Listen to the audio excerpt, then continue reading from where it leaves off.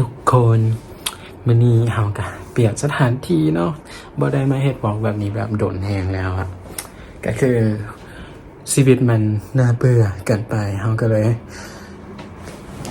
พักกายพักใจโดยการมาเที่ยวเนาะคือเฮามาเที่ยววังเวียงคนเดียวเย้อันนี้มาแท้เบิ่งวิวมาคนเดียวแล้วก็มา3 มื้อ 2 คืน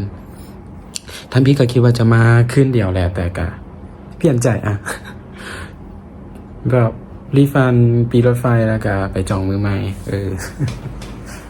เนาะซึ่งรอบนี้ก็บ่ได้มีแผนว่าจะไปเที่ยวอีหยังแบบหลายบอนแค่เปลี่ยนบอนเปลี่ยนบรรยากาศตื่นนอนแล้วก็ไปเฮ็ดรีแอคตัวที่เป็นเพจส่วนตัวอีหยังแบบนี้หลายกว่าเดี๋ยวถ้าเบิ่งเนาะว่าจะไปไสแน่แต่ที่แน่ๆคือบ่ได้ไปไสหลายหรอกอยู่แต่แถวๆนี้แหละเจอกันแล้วเราจะออกไปหาเนื้อกินกันตอนแรกแล้วหลังจากพักผ่อนมาแบบเต็มที่เนาะวันนี้ก็แบบอากาศมันร้อนๆแล้วก็มาเจอแอร์เย็นแล้วมันเพลียมากก็เลยจะไปหาเนื้อกินอาจจะมื้อว่าจะไปหาอาหารที่มันบรรยากาศดีๆแต่ก็น่าจะแบบเอี่ยงอะไรที่มันกินได้ตอนนี้ดีกว่ามีไหวแล้วคือที่สบายเลยไปหาเนื้อกินห้องท้องแล้วกันมาพักผ่อนอีกตายตุ้มหูมันโอเคไปหาเนื้อกินแล้วกันกลับมาพักผ่อนอีกเจอกัน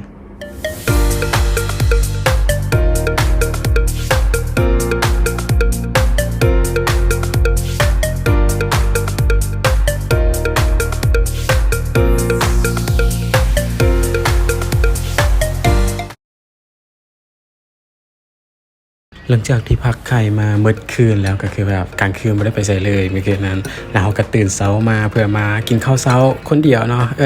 แต่ว่ามื้อนี้กะไว้แล้วว่าจะต้องได้เที่ยวเต็มที่เพราะว่ามื้ออื่นต้องได้กลับแล้ว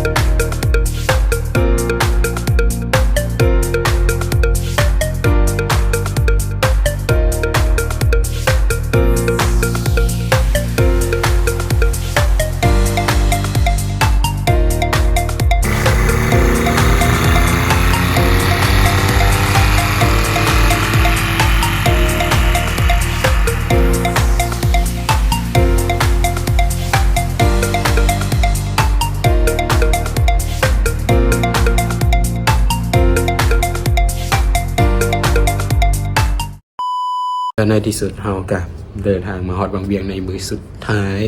ของทริปนี้ก็คือมื้อที่3แล้วเราก็จะเดินทางกลับเดี๋ยวจะต้องแบบไปเฮ็ดเรื่องเช็คเอาท์ก่อนแล้วก็จะเดินทางไปสถานีรถไฟเนาะพอเราก็จองปีไว้ตั้งแต่เนิ่นๆแล้ว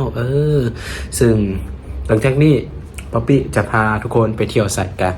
ติดตามไว้ในอนาคตเนาะสำหรับทริปวังเวียงนี่ก็บ่มีหยังหลายก็คือที่เว้าไปตั้งแต่ต้นคลิปเลยว่ามาพักผ่อน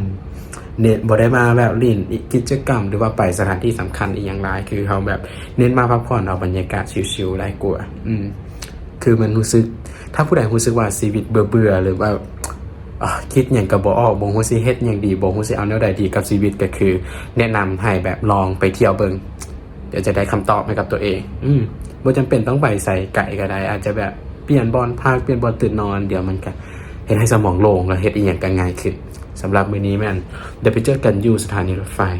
บ๊ายบาย